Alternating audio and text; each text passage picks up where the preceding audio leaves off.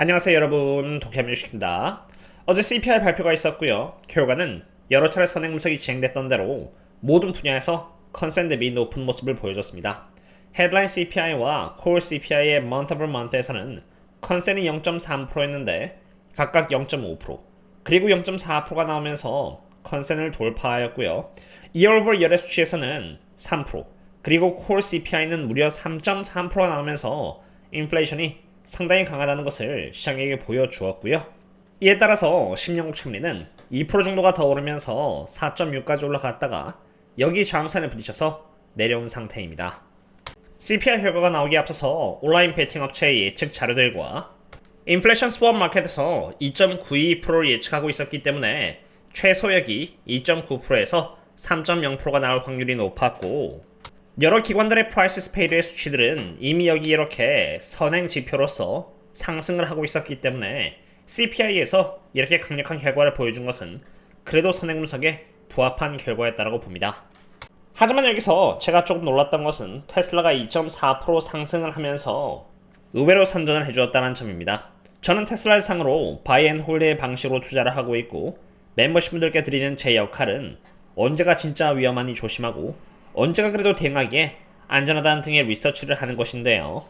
테슬라가 $480 전고점을 갱신했던 12월 18일 준비하자라는 분석에서는 콜옵션 프리미엄이 전고점인 75%에 닿았으니 갬마스키즈가 풀리면서 주가 하락이 시작될 수 있기에 이제 조심해야 할 준비를 해야 한다고 분석드렸었고, 1월 30일에는 테슬라의 실적 24년 4분기의 실적이 좋지 않게 나오면서 25년 1분기와 2분기의 컨센서스가 모두 큰 폭으로 하락했기에 추매를 하지 않고 홀딩을 하겠다라고 분석을 드리면서 기다렸는데, 이제 고점 대비해서 무려 33%가 하락하였고, 이에 따라 드디어 적정주가 또는 저평가에 준하는 이러한 매력적인 구간에 진입하게 된 것입니다. 그럼 이제 주가가 2.4% 정도 반등한 상태에서 어떠한 전략으로 대응에 임해야 하는지를 설명드리고자 하는데요. 그러기에 앞서서 먼저 네이버 프리미엄 콘텐츠 50% 할인 쿠폰 행사를 지금 진행하고 있는데요. 바이앤 홀딩을 하고 있는 상태에서 위험한 구간은 피하면서 현금을 모아뒀다가 지금과 같이 저평가인 구간부터 꾸준히 공부를 하면서 안정적으로 투자를 하고 싶으시다면 이번 기회에 쿠폰을 사용하시는 것 또한 추천을 드립니다. 그럼 밸류에이션부터 먼저 보겠습니다. 테슬라의 경우는 오늘날 기준으로 78배 영업현금을 멀티플에 이렇게 거래가 되고 있는 상태인데요. 테슬라가 6년 동안 받아온 평균 멀티플은 여기 73.21배로 이 파란 색깔 점선을 기준으로 위에 있으면 고평가이고 아래에 있으면 저평가라고 보면 됩니다. 저의 경우는 밸류에이션을 기준으로 테슬라를 대응할 때도 정하는데 24년 3분기 실적과 여기 트럼프 대선 전에 제가 적극적으로 대응하였던 이유는 보시는 것처럼 여기 이 영역이 저평가라서 편하게 수량을 늘릴 수 있었던 것이고요. 트럼프가 당선되고 주가가 폭등을 하고 그 다음에는 갬마스키즈가 터지면서 주가가 $480까지 올라갔다가 하락했는데, 제가 보수적으로 꾸준히 대응하였던 이유는 밸류에이션 관점에서 일단 고평가했기 때문입니다. 그런데 테슬라는 고점 대비해서 약 30% 넘게 하락하면서 25년 12월 달의 실적 대비해서 약 2.2% 고평가를 받고 있는 상태이기에 사실 다시 적정주가 영역으로 갔다고 해도 과언이 아닌 상태인 것입니다.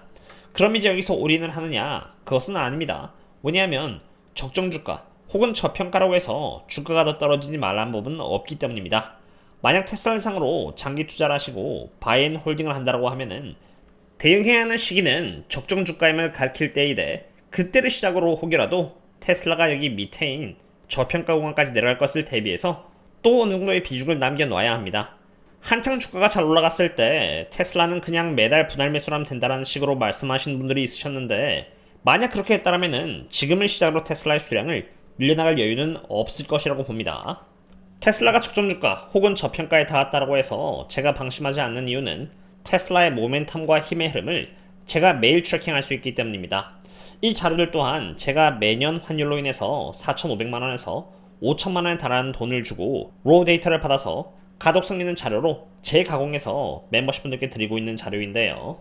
지금 테슬라가 있는 곳은 강함과 가장 강함, 약함, 가장 약함의 분면 속에서 여기 이렇게 가장 약함의 위치에 있습니다. 간단하게 설명드리자면은 여기 X축은 바로 힘을 의미하고요. 여기 Y축의 경우는 모멘텀을 의미하는데, 가장 강함에 있어서 가장 강함에 위치할수록 단기적 고점을 의미하고요. 가장 약함에 위치할수록 단기적 바닥을 의미하는 것입니다. 그러므로 바이앤홀딩하는 입장에서는 가장 약함에 이렇게 테슬라가 진입을 했을 때 이때를 시작으로 해서 X축이 97.5의 위치로 가고 Y축에서 98의 위치인 여기 구석으로 내려갈수록 단기적 저점이 가까워진다는 것을 직관적으로 볼 수 있기 때문에 이 흐름에 따라서 대응을 하시면 되는 것입니다. 대응하는 비중도 여기서는 크게 베팅을 하는 것이 아니라 바로 이 위치에 있을 때 비중을 크게 잡는 것이 훨씬 안전하고 위기를 기회로 살릴 수 있는 위치인 것입니다. 그럼 이제 또 다른 지표를 보고자 합니다. 이것은 월가 애널리스트의 25년 2분기 평균 어닝 퍼 쉐어의 수치와 주가와의 상관관계인데요. 잘 보시면은 두 개의 지표가 동일한 상관관계에 따라서 움직인다는 것을 볼 수 있습니다. 한때 0.75달러의 위치에 있었던 25년 2분기 어닝 퍼 쉐어의 수치가 24년 4분기의 실적이 잘 나오지 못하면서 순식간에 이렇게 하향 조정을 하였고요. 그 과정 속에서 주가 또한 이러한 하락에 준하는 움직임을 이렇게 보여주기 위해서 계속 하락해 나간 것입니다. 그리고 주가는 드디어 평균 어닝 퍼 쉐어의 수치보다 낮은 위치에 있게 되었는데요. 과거에도 그랬지만 주가를 의미하는 남색이 애널리스트의 컨센인 빨간색보다 언더의 위치에 있을 때가 춤의 기회였다는 것을 볼 수 있습니다. 이 수치 또한 매일 바뀌기 때문에 언제 갑자기 애널리스트의 평균 어닝 퍼 쉐어가 상승을 할지 혹은 주가가 더 하락할지는 모르지만 이러한 지표들을 기준 삼아서 리스크를 관리하면서 투자를 한다면 테슬라에 몰릴 확률은 현저하게 줄어드는 것입니다. 한 예로 만약에 여기 빨간색 지표가 크게 올라간다면 저는 당연히 더 열심히 모을 것입니다. 테슬라는 차트 관점에서 RSI 30을 찍고 약간 반등을 하였고요.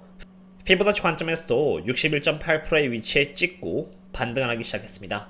테슬라가 밸류에이션 관점에서 적정 주가에 위치하고 있긴 하나 아까 보여드린 테슬라의 모멘텀과 힘을 보여주고 있는 수급 지표상 테슬라가 가장 약함의 구석에 위치할 정도로 최악의 상황에 있지는 않은 상태입니다.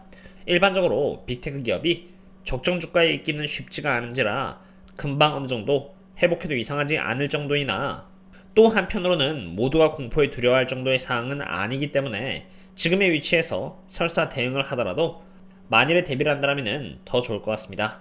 참고로 이 자료뿐만이 아니라 주가가 하락하는 동안 테슬라를 매집하고 있는 모든 기관들의 숫자와 주가와의 상관관계를 보여주는 자료 또한 있고요. 새로운 자료들은 제가 또 오늘 밤 네이버 프리미엄 컨텐츠에서 테슬라 미드나잇 컨텐츠에서 또 공유드리도록 하겠습니다. 지금 50% 할인 행사가 진행되고 있으며 쿠폰이 소진 시에는 자동으로 행사가 종료된다는 점을 알아주셨으면 좋겠고요. 오늘의 분석은 여기까지 하겠습니다. 그럼 다음에 또 만나요. See you later.